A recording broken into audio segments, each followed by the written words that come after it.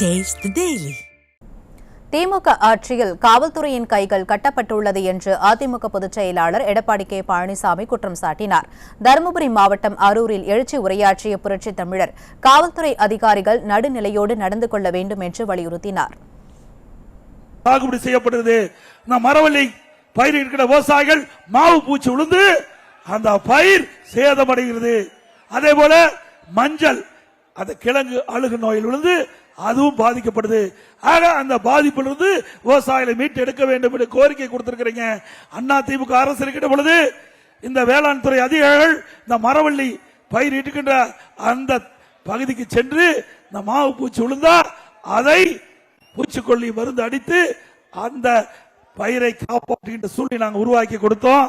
எந்தெந்த மாவட்டத்தில் இந்த மரவள்ளி கிழங்குக்கு மாவு பூச்சி விழுந்ததோ அதையெல்லாம் கண்டறிந்து பூச்சிக்கொல்லி மருந்து அடிக்கப்பட்டு அந்த பயிரை காற்ற அரசாங்கம் அண்ணா திமுக அரசாங்கம்.